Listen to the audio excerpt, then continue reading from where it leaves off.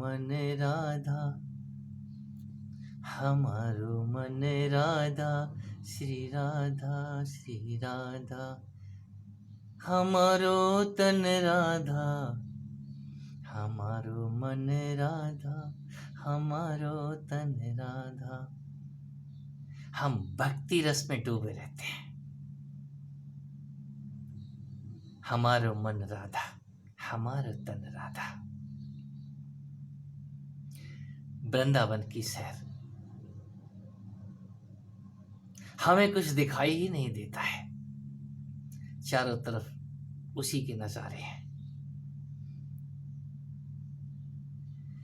ये योग और ध्यान हमारी समझ में नहीं आता है। हम प्रैक्टिकल पे जीते हैं।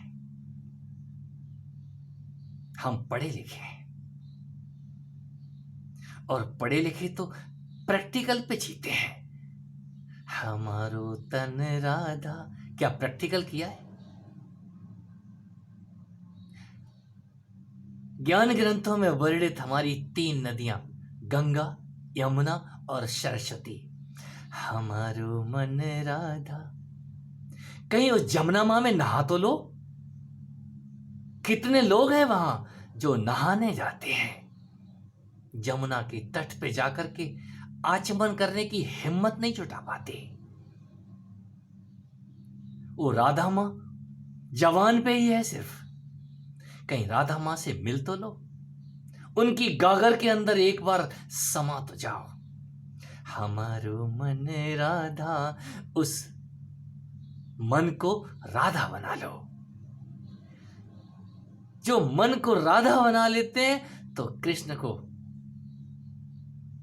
उसी जल से नहलाते हैं।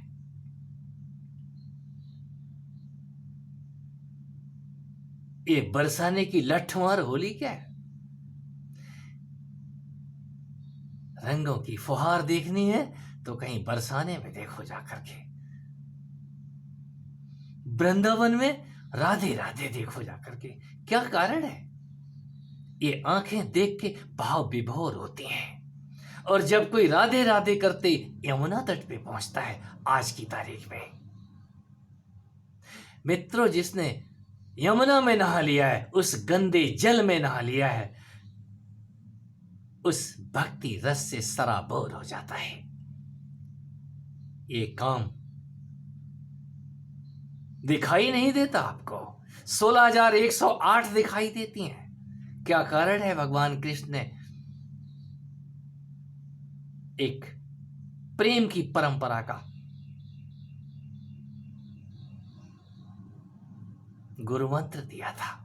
प्रेम करो, पहले प्रेम तो कर लो। युवावस्था आने तक आप प्रेम करो और इसके बाद आपका कर्म क्षेत्र शुरू होता है। बुढ़ापे में प्रेम नहीं होता। हम बुढ़ापे में राधे राधे कर रहे हैं, अब तो कुछ और करो। अंदर ही अंदर उस गूढ़तम ज्ञान को पियो जरा।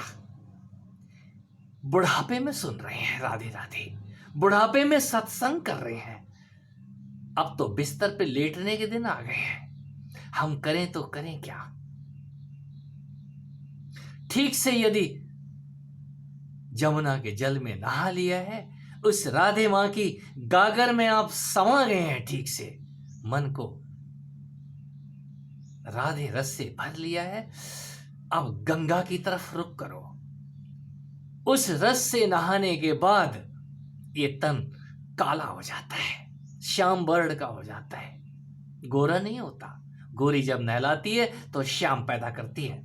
उस श्याम रंग को उतारने के लिए ज्ञान के जल से नहाना जरूरी है।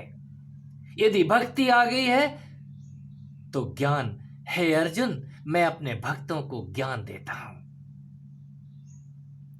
कोई भक्त ही ज्ञानी होता है, कोई ज्ञानी ही कालांतर में भक्त हो जाता है। मेरे उस यमुना के नीले जल में, उस गंदे जल में नहाने के बाद मैं इसको गंगा की तरफ रुख कराता हूं। जब वो गंगा जल में नहा के परम पवित्र हो जाता है, ज्ञान के जल में, गंगा जल ज्ञान का जल है, जमुना जल भक्ति से सराबोर करने वाला श्याम वर्ण का जल है। और जब कोई गंगा जल से भी नहाते नहाते, उस ज्ञान से नहाते नहाते आकंठ भर जाता है, हे अर्जुन मैं सब छीन लेता हूं, उसको वैराग्य से नहलाता हूं। ये वैराग्य क्या है? गंगा और यमुना जहां मिलती हैं वहां से सरस्वती नदी भी निकलती है। वो मां सरस्वती की वीणा सत रज तम, वो तीनों ही हार लेते हैं। कौन? मैं जिनकी बात करता हूं।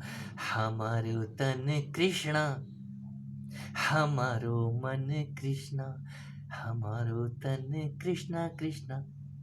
ये कृष्ण, ये तन और मन के जो मालिक हैं, हम कितना जान पाए हैं उनको।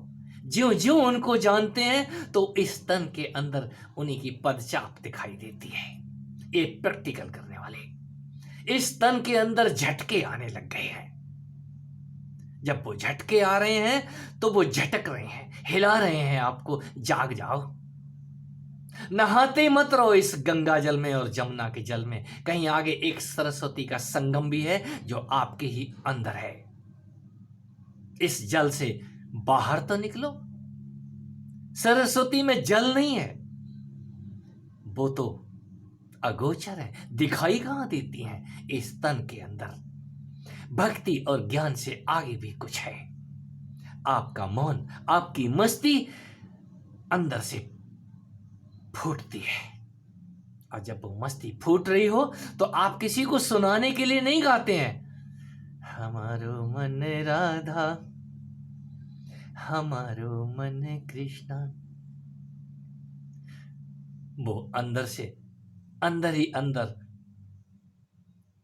गुफ्तगू करते हैं, जुगाली करते हैं। फिर आप बैठ के उस ज्ञान की किसको बताएंगे? और जिसको बताएंगे वो समझेगा नहीं। आपकी वाणी हमारी समझ में नहीं आती है, फिर भी लगता है कुछ तो मतलब का होगा। यदि इतना कहा है तो कुछ तो मतलब का होगा। नहीं, अभी किसी के मतलब का नहीं है। ये मतलब का निकालने के लिए आपको चुनना पड़ेगा, हंस बनना पड़ेगा। एक बार आप हंस तो बन जाओ, परमहंस तो बना देंगे वो आपको। आपको मोती चुनना आ जाए, इसमें से वो चुनिए, इस वाणी में से वो चुनिए जो आपको हिलाता है, जो आपको आनंदित करता है, और उस पर मनन कीजिए। क्या आपकी समझ में आया? ये प्रैक्टिकल का विज्ञान इसी तन के अंदर से होके गुजरता है। आपका मन एक बार राधा तो हो जाए, उस ऊर्जा से सराबोर तो हो जाए, जिसके आने के बाद ये आंखें दर्शन और दृश्य के अलावा उस कृष्ण को भी दिखाना शुरू करती हैं। वो कृष्ण ओझल नहीं होते। ओझल होंगे कहां से? आपका तन और आपका मन उनका प्रतिबिंब है। इसी तन और मन के अंदर वो ज्वालाएं उठती हैं, जिन ज्वालाओं के लिए किसी लेबोरेटरी में टेस्ट करना असंभव है। हम कहते हैं हम सब कुछ टेस्ट कर लेंगे। यस, वैज्ञानिक भी घुटने टेक देता है, अंततः उस भक्ति का सहारा लेता है। हे गॉड, हे भगवान, हे प्रभु, मैं कुछ समझ नहीं पा रहा हूं। तो यहां से समझ बौनी हो जाती है, और इतनी बौनी हो जाती है आप अपनी समझ को एक किनारे रख देते हैं, आंसू बहाना शुरू करते हैं। कहीं आइंस्टाइन उस समुद्र को उलीच रहे बच्चे के आगे नतमस्तक हो जाते हैं जो कटोरी से जल को बाहर फेंक रहा है। मेरी माँ ने बोला है शाम तक समुद्र खाली करना है, बस मैं अपनी माँ का आदेश मान रहा हूं। ये शाम तक समुद्र कैसे खाली हो जाएगा मैं नहीं सोचता, मेरी माँ ने बोला है। वो माँ कौन सी है? बच्चा गायब हो जाता है। वो बच्चा कौन है? हम सबके सामने चमत्कार घटित होते हैं। किसी ने वृंदावन में कुछ कह दिया था, यहां क्यों घूम रहे हो? हरिद्वार चले जाओ, तपोवन में जाकर के बैठो, कुछ समय मेरे लिए जियो। वृंदावन से मेरे जैसा हरिद्वार की तरफ रुख करता है, और हरिद्वार में जाकर के कालांतर में वो माँ सरस्वती अपनी बीड़ा थमा देती है। क्या कर रहे हो तुम यहाँ बैठे बैठे? कब तक नहाते रहोगे? वो पत्थर मरने कहाँ देते हैं, गंगा जल के पत्थर डूबने से रोक लेते हैं।